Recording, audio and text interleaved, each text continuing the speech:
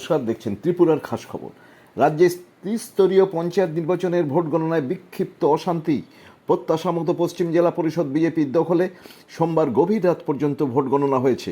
গত 8ই আগস্ট অনুষ্ঠিত হয়েছে ত্রিস্তরীয় পঞ্চায়েত নির্বাচন।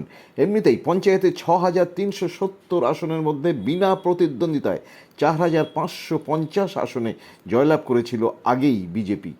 এছাড়া পঞ্চায়েত সমিতির 4,233 আসনের মধ্যে 235 আসন এবং জেলা পরিষদের 116 আসনের মধ্যে 20টিতে বিজেপি আগেই বিনা প্রতিদ্বন্দ্বিতায় জয়ী হয়েছে। গত 8ই আগস্ট রাজ্যে পঞ্চায়েত নির্বাচন অনুষ্ঠিত হয়। গতকাল ছিল ভোট গণনা। আসছি পরের খবরে। স্বাধীনতা দিবসকে সামনে রেখে দেশের একাধিক জায়গায় আত্মঘাতী জঙ্গি হামলার ছক কষছে জঙ্গিরা। গোয়েন্দাদের রিপোর্ট অনুযায়ী এক্ষেত্রে টার্গেট করা হয়েছে ভিআইপিদের। দেশ জুড়ে নিরাপত্তা জোরদার করা হয়েছে।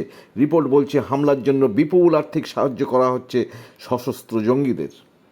অবশেষে রেহাই রামদেবের। সতর্ক করে আদালত অবমাননার মামলা বন্ধ করল সুপ্রিম কোর্ট।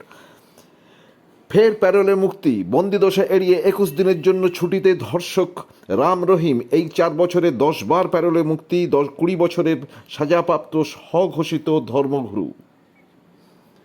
আসছি পরের খবরে। দেশের শিক্ষা প্রতিষ্ঠানের তালিকায় এবারও শীর্ষে মাদ্রাজ আইআইটি। আর অবশ্যই ইঞ্জিনিয়ারিংয়ের এই নিয়ে টানা 8 বার। দেশের মধ্যে সেরা জুডিশিয়াল কলেজ কলকাতার the West Bengal university of judicial science. জোকার ম্যানেজমেন্ট অর্থাৎ আইআইএম জোকা দেশের মধ্যে পঞ্চম। সেরা 10 বিশ্ববিদ্যালয়ের মধ্যে নবম যাদবপুর। অন্যদিকে কবিগুরুর বিশ্বভারতী গেছে অনেক পিছিয়ে। পরের খবর। রাজস্থানে চাঞ্চল্যকর ঘটনা। সেনাবাহিনীর এক জওয়ানকে থানায় তুলে এনে নগ্ন করে গুছিয়ে মারধরের অভিযোগ উঠল পুলিশের বিরুদ্ধে। বিষয়টি প্রকাশ্যে আসতেই জয়পুর পুলিশের এক আধিকারিককে ভর্ৎসনা ও তিরস্কার করলেন রাজস্থানের মন্ত্রী রাজ্যবর্ধন সিং রাঠোর। ঘটনায় প্রকাশ, এক সাব ইন্সপেক্টর সহ 4 পুলিশকর্মী সাসপেন্ড। শুরু হয়েছে তদন্ত। খেলার খবর। আজকের খেলার খবর একটাই। আজকে রাত 9:30 নাগাদ জানা যাবে যে ভিনেশ ভগত রূপো পাচ্ছেন কি না তার 50 কেজি কুস্তিতে।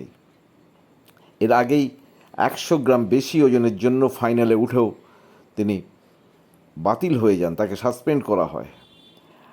তিনি আবেদন করেন বিশ্ব ক্রীড়া আদালতে এবং গত 10 তারিখে রায় বেরোনোর কথা ছিল, কিন্তু তা পিছিয়ে যায় এবং পিছিয়ে গিয়ে আজ সেই রায় দান করা হবে এবং জানা যাবে যে ভিনেশ রূপো পাচ্ছেন কি না। এই পর্যন্ত খবর আজকে। আবার ফিরছি আমরা পরবর্তী খবর নিয়ে খুব শীঘ্রই। এবং এই খবর আপনাদের কেমন লাগলো অবশ্যই আপনারা কমেন্টস বক্সে গিয়ে জানাবেন এবং যদি ভালো লাগে তাহলে আপনারা মন্তব্য করবেন। আর একই সঙ্গে যদি প্রথমবার আমাদের এই চ্যানেলে প্রথমবার আসেন তাহলে অবশ্যই সাবস্ক্রাইব করতে ভুলবেন না। পরের খবর পর্যন্ত আপনারা সুস্থ থাকুন, ভালো থাকুন। আসছি খুব শীঘ্রই পরের খবর নিয়ে।